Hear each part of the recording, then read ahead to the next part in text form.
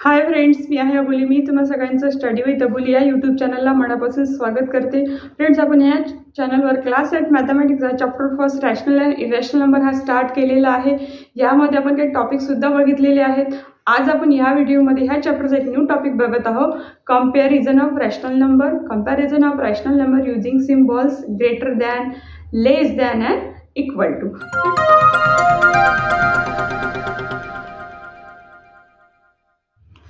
बघा, comparison of rational numbers त्यालाच आपण म्हणतो comparing rational numbers using symbols greater than, less than, is equal to.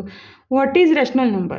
म्हणजे आपल्या दोन रॅशनल नंबरची कंपॅरिझन करायची तर रॅशनल नंबर म्हणजे काय हे आपल्याला कळलं पाहिजे. त्याच्यावर एक व्हिडिओ बनवलेला आहे, त्याची लिंक मी डिस्क्रिप्शन बॉक्समध्ये प्लेलिस्टमध्ये ॲड केलेली आहे, तुम्ही नक्की बघा. तरी पण मी तुम्हाला थोडीशी ती रिव्हिजन करून देते. रॅशनल नंबर म्हणजे काय?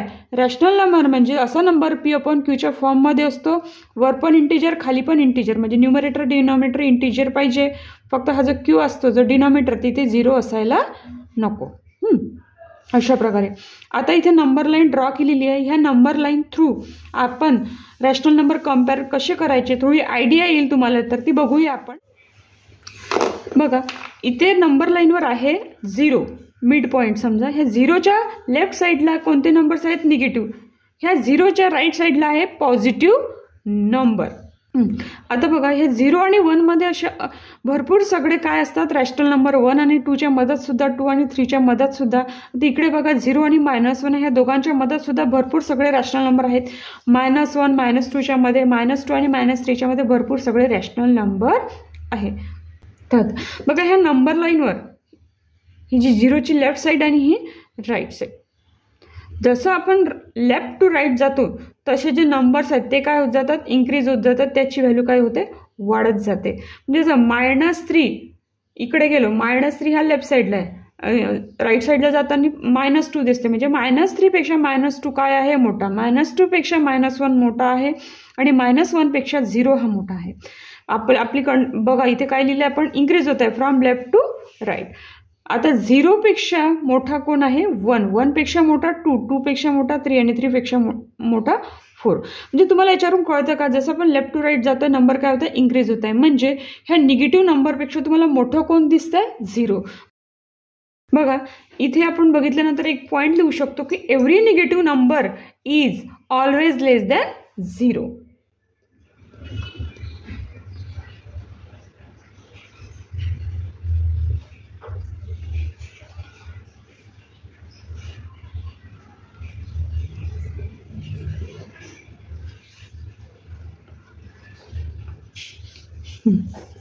मग जसं आपण लेफ्ट टू राईट जातो तेव्हा निगेटिव्ह नंबरपेक्षा मोठा आपल्याला कोण दिसतोय? 0. आता इकडे परत इकडे जातोय राईट साईडला समोर, तर तुम्हाला काय दिसते? +1 +2 +3. म्हणजे 0 पेक्षा मोठी असणारे काय दिसतात?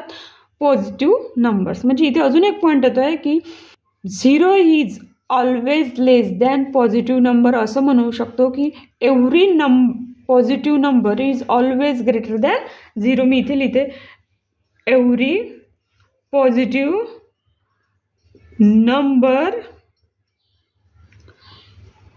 is always greater than 0. Always greater than 0.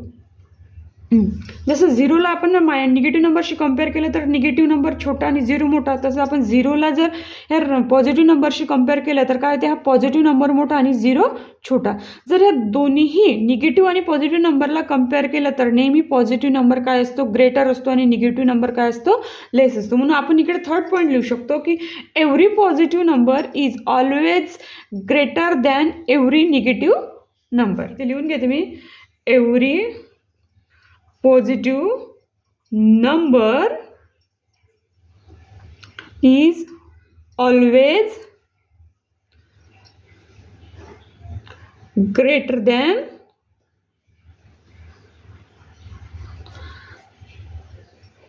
every negative number. आता आपल्याला नंबरची कंपॅरिझन करायला हे 3 पॉईंट्स फार महत्त्वाचे पडणार आहे. आपण इथे नंबर लाईन बघितलेले आहे, त्या नंबर लाईनवरून काही सेंटेन्स सुद्धा लिहिलेले आहे. तर आता आपण बघूया की रॅशनल नंबर कसे कम्पेअर करायचे. हे इरेज करते. बघा फर्स्ट एक्झाम्पल आहे कम्पेअर -5/7 अँड 0. आता हे दोन्ही नंबर आपल्याला चेक करायचे कम्पेअर करायसाठी.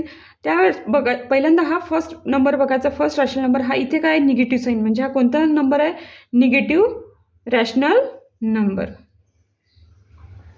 आणि हा 0 आहे, हे तुम्हाला माहिती आहे.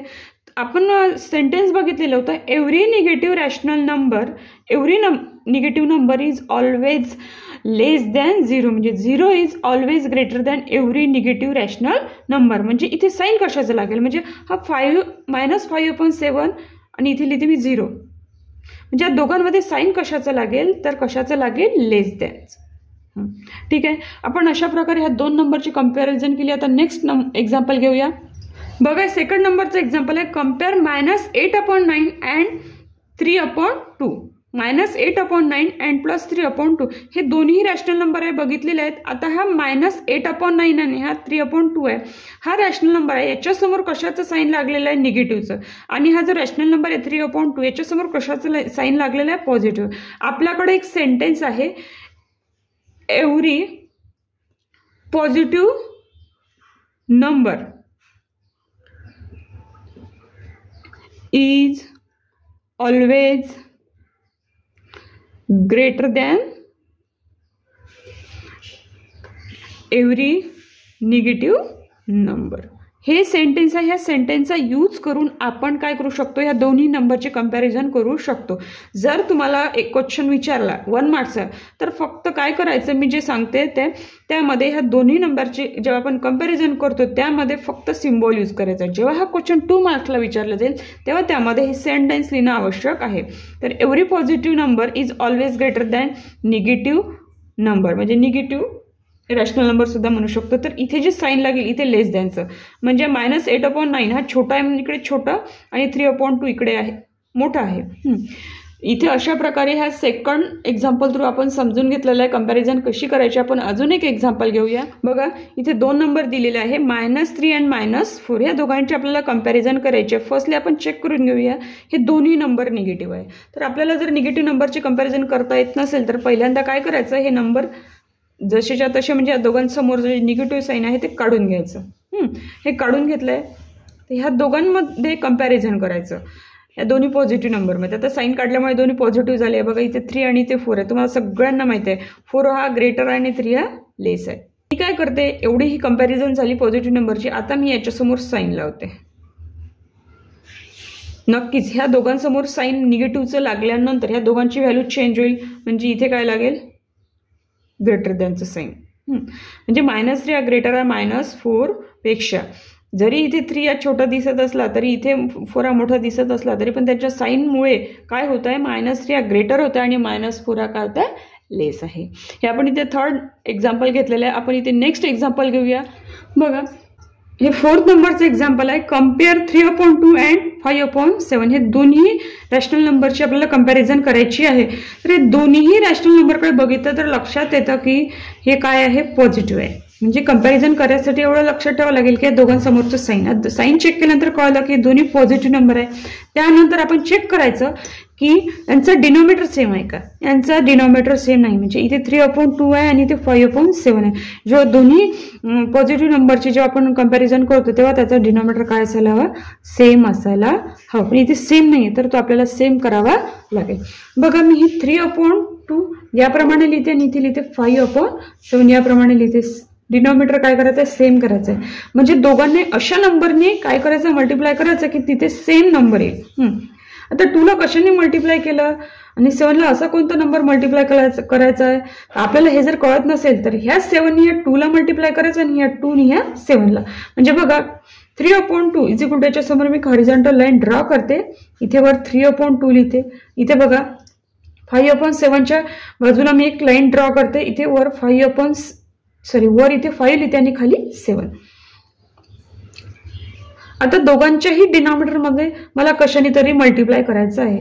तर काय करायचं, ह्या 2ला ह्या नेक्स्ट नंबरच्या डिनॉमिनेटरने मल्टिप्लाय करायचं, इथे 7नी. आता इथे ह्या 7ला आधीच्या नंबरच्या डिनॉमिनेटरने मल्टिप्लाय करायचं म्हणजे 2ने. चला 2 मल्टिप्लिकेशनला 7 इज इक्वल्स टू 40 आणि 7 मल्टिप्लिकेशनला 2 इज इक्वल टू 40. म्हणजे अशी मल्टिप्लिकेशन केल्यानंतर आपल्या लक्षात येते की इथे दोन्ही डिनॉमिनेटरला 14 येतं. चला डिनॉमिनेटरला मल्टिप्लिकेशन केलं म्हणजे झालं का नाही. आपल्याला काय करायचं इथे सुद्धा 2ला 7ने मल्टिप्लाय केलं तसंच 3ला सुद्धा 7ने मल्टिप्लाय करायचं आहे. जसं इथे आपण 7ला 2ने मल्टिप्लाय केलं तसं 5ला सुद्धा 2ने मल्टिप्लाय करायचं आहे. म्हणजे काय करत आहे आपण हे मल्टिप्लिकेशन तर करत आहे, डिव्हिजन इथे मल्टिप्लिकेशन करत आहे, पण आपण याची व्हॅल्यू सुद्धा चेंज करत नाही. म्हणजे काय 7ने 7ला डिवाइड केलं म्हणजे 1 येतो, म्हणजेच 1ने आपण याला मल्टिप्लाय करत आहे म्हणजे तोच नंबर राहत आहे. आपण एक्झाम्पल तर सॉल्व्ह करत आहे पण आपल्या नंबरची आपण व्हॅल्यू सुद्धा चेंज होऊ देत नाही. आता काय करायचं बघा इज इक्वल टू इथे हॉरिझॉन्टल लाईन. आता 3 आणि 7ची मल्टिप्लिकेशन 21, 2 आणि 7ची मल्टिप्लिकेशन 40. 3 मल्टिप्लिकेशनला 7 न्यूमरेटरमध्ये 21 आणि 2 मल्टिप्लिकेशनला 7 डिनॉमिनेटरमध्ये 40. आता पुढलं बघू is equal to horizontal line. बघा 5 मल्टिप्लिकेशनला 2 किती येतात 10. हे कुठे लिहावं लागेल न्यूमरेटरला आणि 7 मल्टिप्लिकेशनला 2 हे कुठे लिहावं लागेल डिनॉमिनेटरला. बघा अशा प्रकारे आपण डिनॉमिनेटर काय केले सेम केलेले आहे. बघा एक नंबर मी इथे लिहिते 21/14 आणि दुसरा 10/14. याच्यामध्ये मी स्पेस दिलेली आहे कारण की मला एक कंपॅरिझनचं साइन इथे लावावं लागेल. डिनॉमिनेटर सेम झाला. आता न्यूमरेटरकडे बघायचं आहे. न्यूमरेटर काय आहे इथे 21 आणि 10 दोघांमध्ये सहज लक्षात येतं की 21 हा ग्रेटर आहे म्हणजे इथे कशाचा साइन लागेल ग्रेटर दॅनचं. पण आपल्याला ऍक्च्युअली कंपॅरिझन मध्ये नंबर कोणते विचारलेले आहेत 3/2 आणि 5/7. म्हणजे आपण जेव्हा लास्टमध्ये आन्सर लिहितो फायनल आन्सर त्यावेळेस आपल्याला ओरिजिनल नंबर जे विचारलेले आहेत त्याची कंपॅरिझन दाखवावी लागेल. आता 21/41 हा नंबर यायच्या आधी ओरिजिनली नंबर कोणता होता आपला 3/2 आणि इकडे 10/14 आहे. हा 10/14 यायच्या आधी ओरिजिनल नंबर कोणता होता 5/7. अशा प्रकारे नंतर हे साइन इथे लिहून ठेवायचं. अशा प्रकारे आपण ह्या दोन नंबरची कंपॅरिझन केलेली आहे. आता एक लास्ट एक्झाम्पल घेऊया.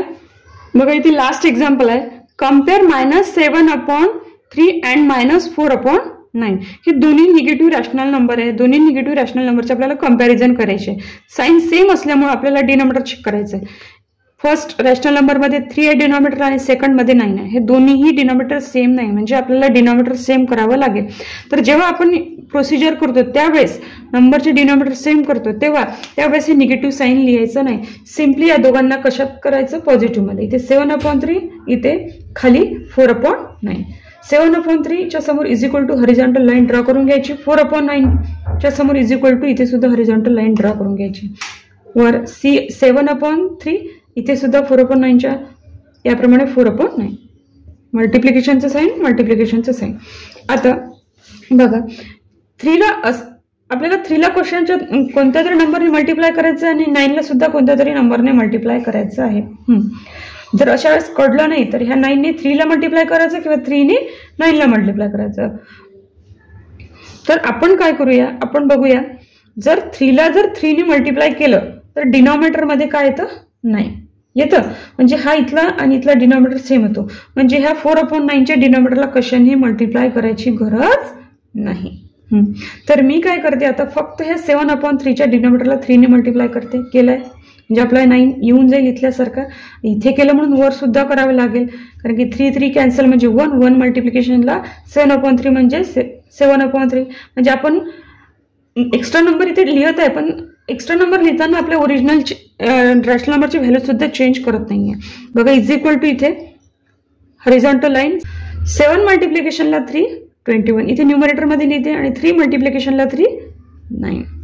बघा आता मी हे आलेले दोन्ही नंबर इथे लिहिते 21/9 आणि इकडचा 4/9. दोन्हीही काय आहे सेम डिनॉमिनेटर आहे. बघा 21 आहे इथे न्यूमरेटरला आणि इथे 4 आहे. तर 21 ग्रेटर आहे की 4 ग्रेटर आहे 21 ग्रेटर आहे म्हणजे इथे कशाचं साइन लागेल ग्रेटर दॅनचं. आता 21/9 याच्या आधी हा नंबर ओरिजिनल नंबर कोणता होता 7/3 कारण की आपल्याला ओरिजिनल नंबरची कंपॅरिझन करायची आहे. नंतर हा 4/9 तो ओरिजिनलच होता त्याला आपल्याला कशाची मल्टिप्लिकेशनची गरज पडली नाही म्हणून इथे जसंच्या तसंच 4/9 हे आलेलं साइन मी इथे लिहून टाकते. आता हे झालं पॉझिटिव्ह. आता मी काय करते, ह्या दोन्ही नंबर समोर निगेटिव्हचं साईन लावते. -7/3 इकडे -4/9. जर हे पॉझिटिव्ह असताना साईन इकडे म्हणजे हे इथे ग्रेटर दॅनचं लागतं, जेव्हा निगेटिव्ह नंबर येईल त्यावेळेस हे साईन चेंज होतं, म्हणजे लेस दॅनचं येईल. अशा प्रकारे आपण एकदम इझी वेनी ह्या रॅशनल नंबरची कंपॅरिझन केलेली आहे. इथे आपला ह्या व्हिडिओचा टॉपिक संपलेला आहे. कसा वाटला मला नक्की कमेंट बॉक्समध्ये कमेंट करा.